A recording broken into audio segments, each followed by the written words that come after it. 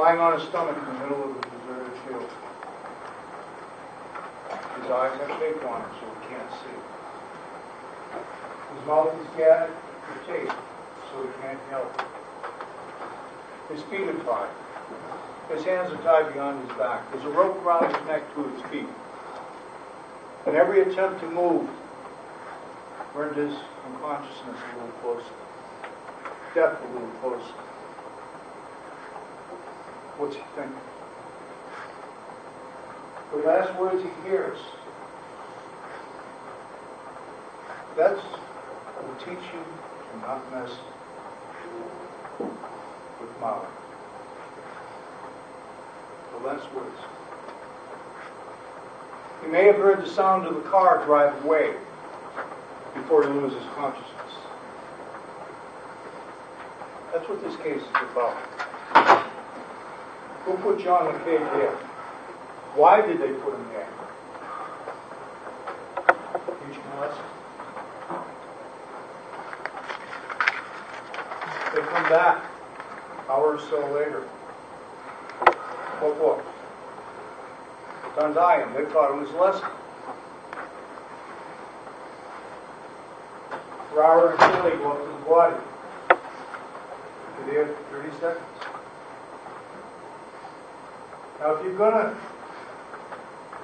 really taught him a lesson, and you're going to let him go, don't you want to do the rope for his feet? And as both doctors said, Dr. Andrew, Dr. Springer, given the time of death, within an hour, hour and a half, those people go down to the ground. Then they realize he's dead. Boy, did they screw up. If we don't tell anyone, we'll be okay. If anyone tells anyone, I'll kill them. That's Michael Ferreira. That did drive away. Counsel said there's no physical evidence.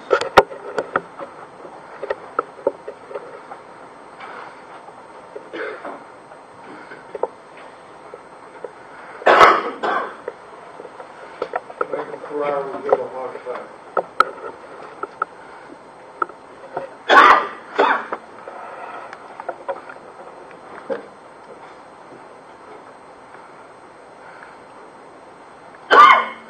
I suggest you look at his knees. The back of the knees. The wrinkles on the back of the knees. As if they were in a bent up position. Look at the slack. A couple inches above the top of the socks. The rope being around the socks. The other pants are pulled up. You bend your legs up. Your pants slip down. You've had in a position for so long, you develop creases across the back of your knees.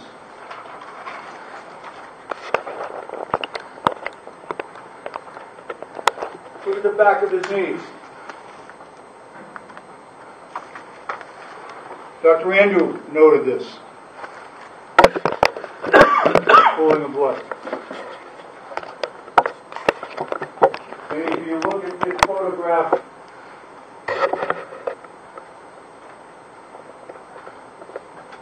in front of his body, you'll see pressure pallor on both knees and on the thighs. That, ladies and gentlemen, is physical evidence. That is evidence that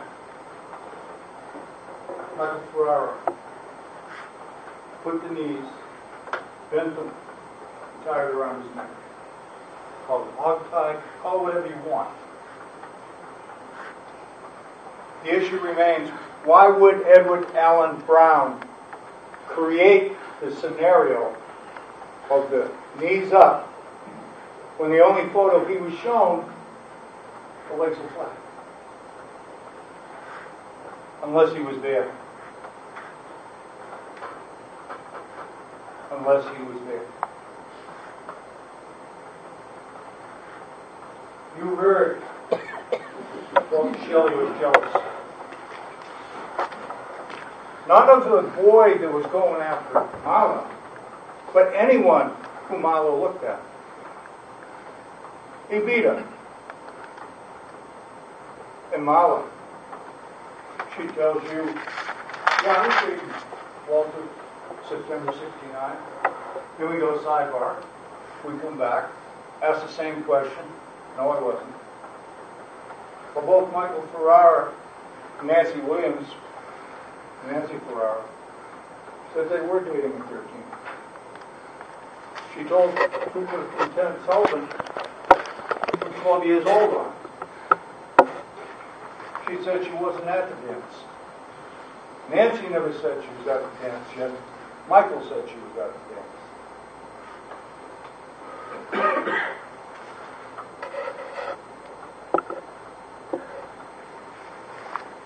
Michael Ferreira, first night, well, 27th into the 28th, he's interviewed by the police.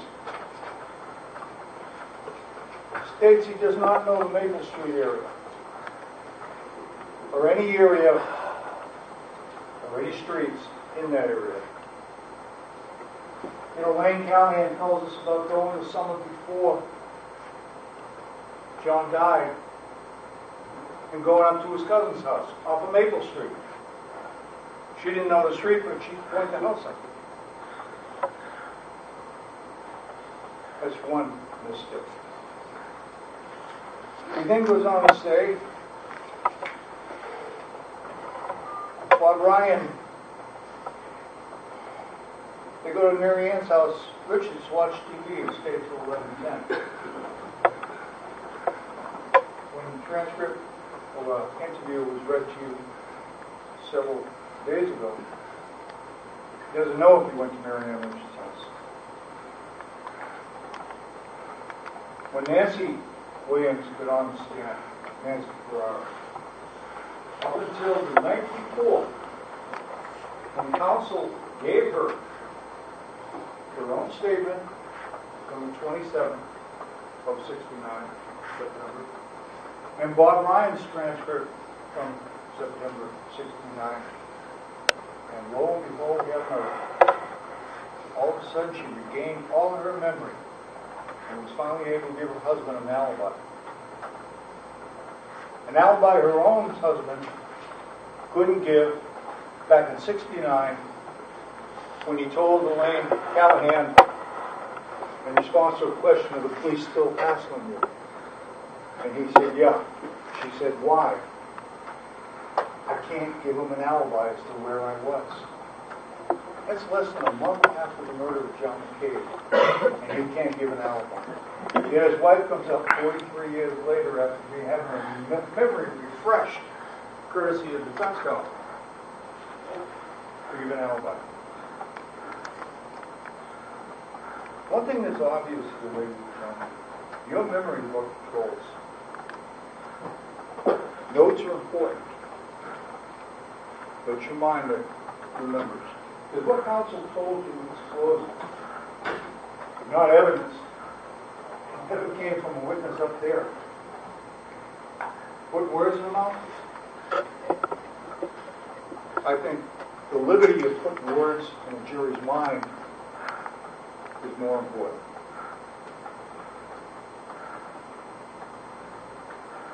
You are what controls here. This investigation is sporadic over 40-something years. And how did we get to this point today? Michael Ferreira. Edward Allen Brown was never interviewed back in 69. No matter how many times Michael Ferreira was interviewed back in 69, he never once mentioned Edward Allen Brown. Never once. It was always him and Walter Shelton. It wasn't until the early 2000s he comes up here, Allen Brown. Meanwhile, Edward Allen Brown is doing 5 tours over in Iraq, Kuwait, Afghanistan, Qatar. The state police detective role finally gave him 2007 when he comes back from deployment. And he denies, call it a lie if you wish. He readily admitted it. Not once did the Lowell State Police ever tell him he was going to jail. Not once. He mentioned, I was afraid I'd be going to jail. I was afraid I'd go to jail for life. I was afraid of what happened to my family. He wasn't asked about his daughters. He brought that up.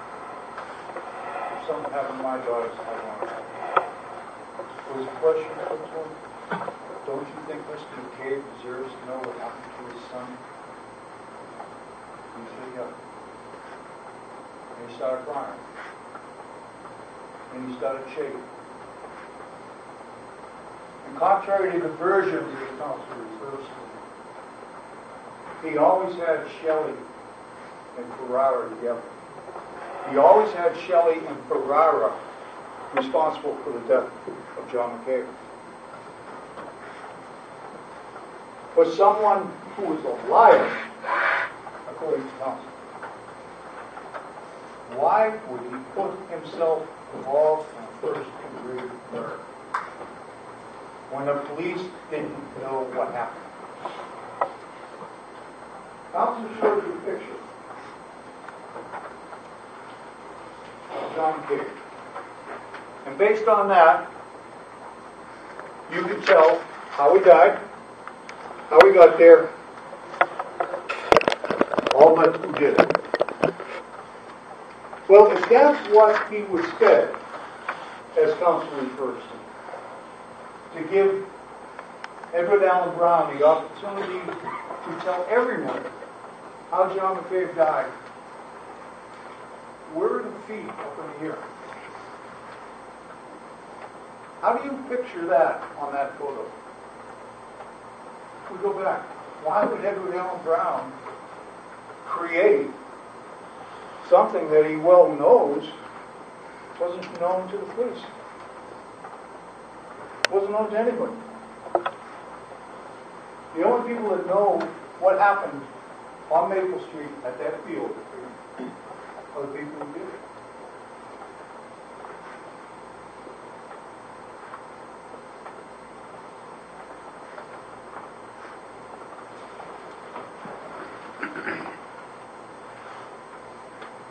Barry Moran. Counsel can show you with maps, diagrams, all that stuff. I believe his testimony was when he pulled in to the field, off the dirt road, the foundation was on my left. Edward Allen Brown said, when we pulled in off the dirt road, the foundation was on my left. Counsel said 10-15. He shows you a picture. It's probably the year 2000, 1990 something, of the new building. The construction work all around it. That field isn't what it was like 43 years ago. You can tell that. There's no foundation there anymore. Those big mounds of rocks are gone. The one thing that's constant is that dirt road that goes up to the tower. Barry Moran testified on the stand, give or take an hour, 10 o'clock or around there. Doesn't have a watch on. They've been out drinking. Mr. Brown was asked, have you ever seen any of your statements? No. Have you seen your transcript? No. He's testifying to the best of his memory. Did he ever waver on the stand when he was involved? No. Was he consistent with the rope around the neck to the feet? Yes. Dr. Springer stated, very likely the lividity would move from foot on back. If you notice with the lividity on his back, There's no pressure pallet, where one would expect to find on the shoulders, the shoulder blades, where the two arms were. There's none of that. But you did see pressure pallet on the shoulders of the front, his chest area, his abdomen, his thighs, his knees. And there's no lividity on the buttocks or on his low calves legs. Well, that's because they're up against something. So, ladies and gentlemen, when you look at the palate, the exact contact with the spot of the surface is your palate. This is lividity.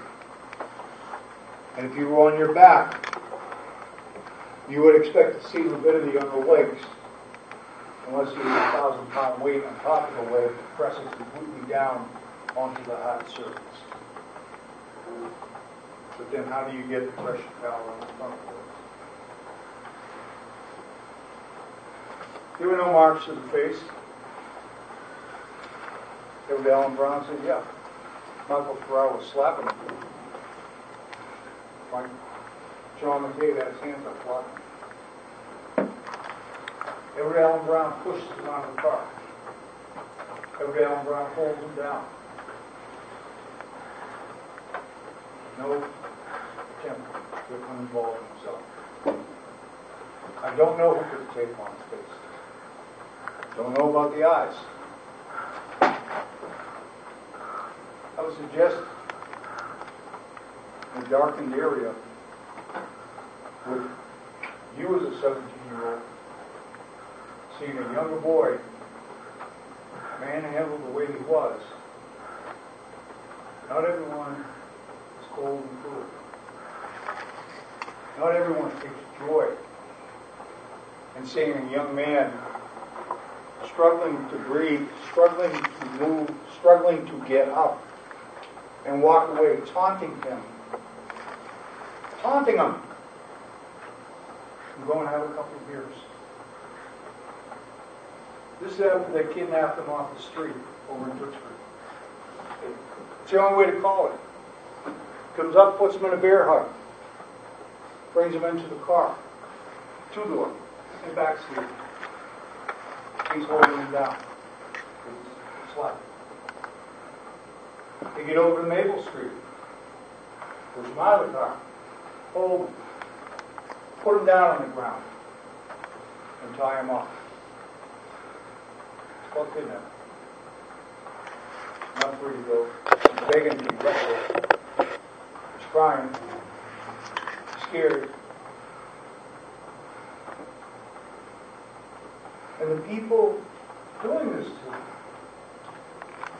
including Edward Allen Brown, they're teaching a lesson. With a rope tied so tight around his neck, you'll see the fellow. And you see in the front of the neck, it's almost like two furrow marks. Like that neck moved. The rope moved. Dr. Andrews said he did. You look at that photo. John McCabe never had a chance when they dragged him off the street. And if you took the notes and the statements made concerning Michael Ferreira's events on the night of September 26th and 27th, you'll see he went home at 1 o'clock, went home at 4 o'clock, went to work at 1 o'clock, went to work at 7 o'clock. Was it raining when they got dropped off at home? No. No, it wasn't. We heard that from Linda. Hadn't rained earlier. Was it misty out? Yeah.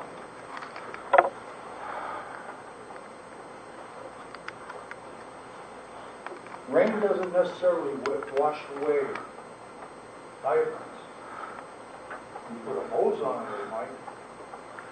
But normal rain, you'd expect to see a puddle in those transpiration. They're not here. There's no puddles.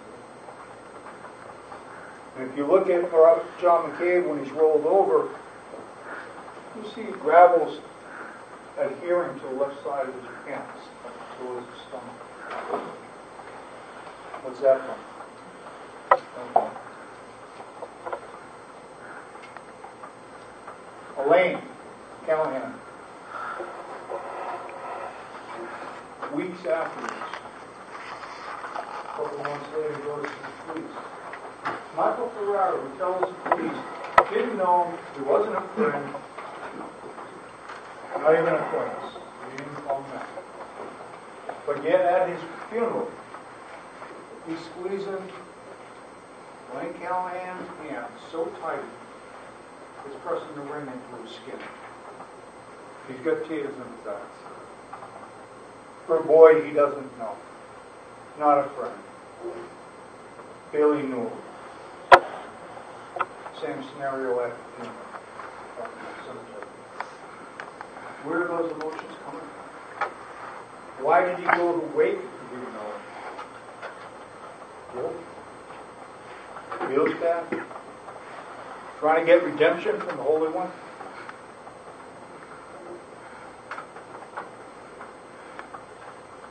And then they're in a car coming back from New Hampton here, where he tells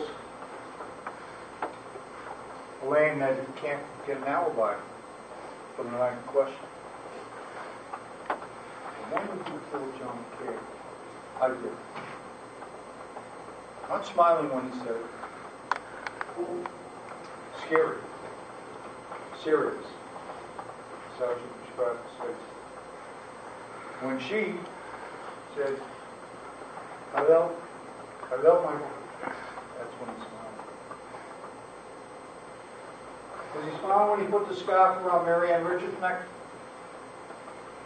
Or was Marianne Richards today, many years later, trying to downplay it?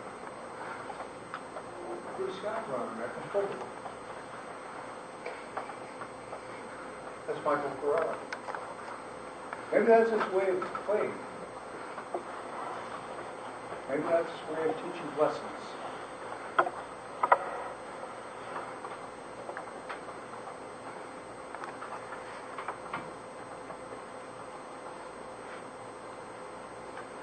Michael Ferreira gave 3 or 4 different versions as to where he was the night of the 26th of September to the 27th. 3 or 4. With multiple people. Some of them corroborate, some of them do not.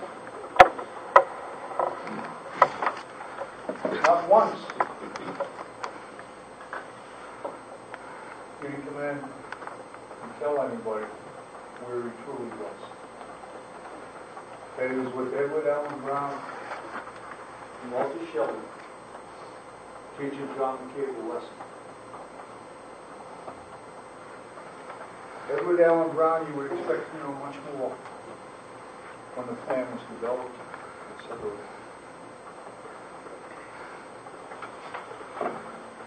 Everyone's memory has come to story. Goes down a bit over 40-something years. There is no exception for Edward Allen Brown. He has to be perfect. What is he perfect on? How John McCabe died. Who could witness it and not remember it for the rest of their life? Who could, anyone but a 17-year-old boy, try and push it out of their mind and go on with their life? Which Edward Allen Brown did for 30-something years in the Air Force. Until Michael Ferreira put him front and center. Likely they'd still all be open. Likely John McCabe's case would still be open. Police found Edward Allen Brown. And he gave them facts, not known to them, a hard time, quite simply. how they grabbed him off the street. As David Meek said, he was right there, right at the Oaks, right where Edward Allen Brown said they grabbed him, just past him. And if you remember, you get the phone calls, Debbie McCabe, John's sister, told the police he wasn't wearing a belt that night. Not wearing a belt. What are the police supposed to pursue at that point? Sister says not wearing a belt. No belt on the body. No indication from any belt loop being broken or torn by being ripped off. If he's flat on his stomach, how do you get the belt off anyways? How did? As far as Mr. Santos goes, the brave individual, Lowell Police, Linda Kaufman did nothing to investigate Mr. Santos. Well, back in 1974, Lowell Police, Tewksbury Police, and State Police investigated Mr. Santos. You heard from Deputy Jameson. He was one of the investigators. His partner was the head detective for Tewksbury on the McCabe case and on the Santos case. And they did look at any connection. And they determined there was none. And these are detectives that were involved in both cases.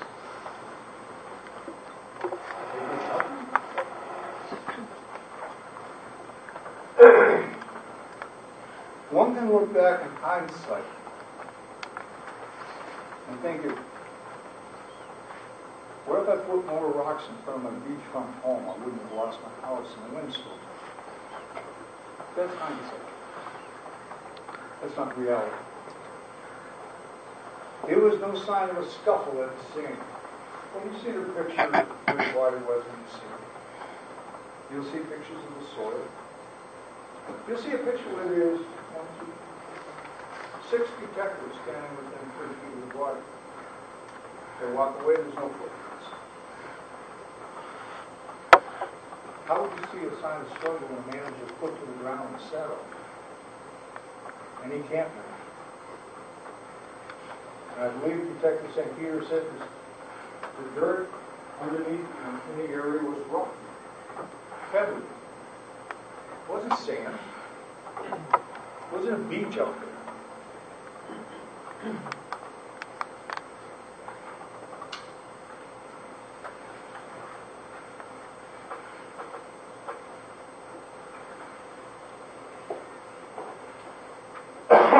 Council mentioned too, after the 30 seconds of Mr. Shelley and Ferreira going up to the body, second time now, after they came back to release him, that when they drove away, Brown said the leg was still up in the air. No, I'm sorry. It absolutely wasn't said. Mr. Brown stated when they drove away the first time after tying the body up, his legs were up in the air. The second time he said he's looking at Ferreira, Shelley and Ferreira. What's going on? He's not breathing. They're backing out. He wasn't looking. Never did he say that. Again, almost. Memory may be better, but it's your memory that controls. And I would dare say, when you look at your notes, you will find a note that said the DA, as Council pointed to me, could help Mr. Brown out. There's no note of that. That was never said. But if you want to attack the prosecutor, which Council seems to wish to do, and not look at the facts, except the ones Council wants you to look at,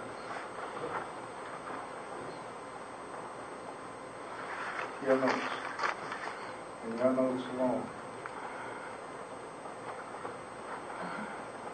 Mr. Santos was never considered a prime suspect according to Council. He was looked at with an eye towards the McCabe case, as explained by the witnesses. Why does Mr. Brown implicate himself in murder? Why? Could he have not just said, Shelley and Ferreira told me? They were best friends. But he didn't. As callous as what him and the other two did. As horrible as to what they did to John McCabe.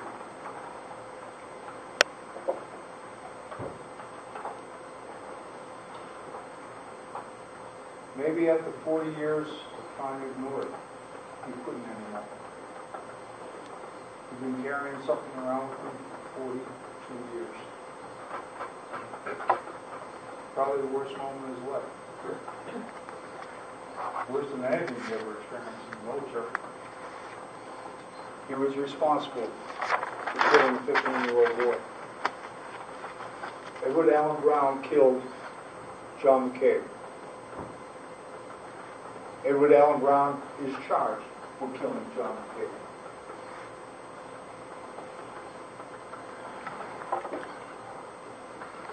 Is he getting an agreement?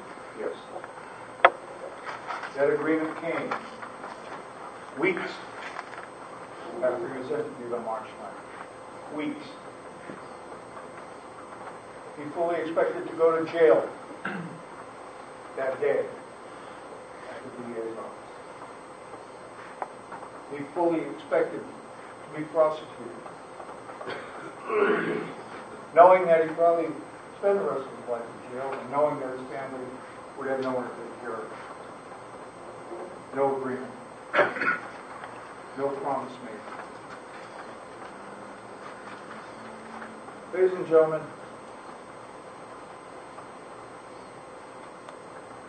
I could go on and keep talking.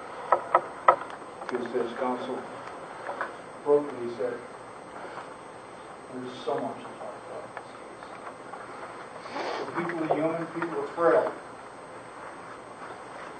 And people make stupid damn mistakes when they're 16, 17 years old.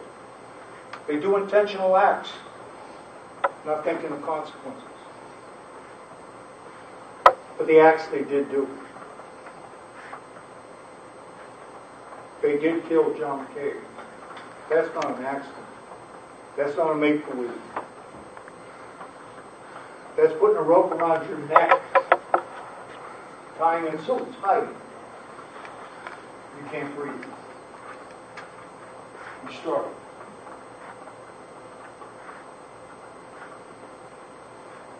And whether it be 2 seconds of consciousness, 20 seconds, 30 seconds at the other side. What kind of pain and suffering was John going through? What was he thinking?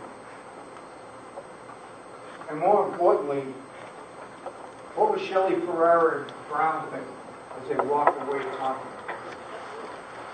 Seeing him squirm and sweat. Would everyone like to see September 26th done all over again? But you're responsible for your actions. Mr. Brown has accepted that responsibility. And I'd ask this jury to have Mr. Ferreira responsible for his actions.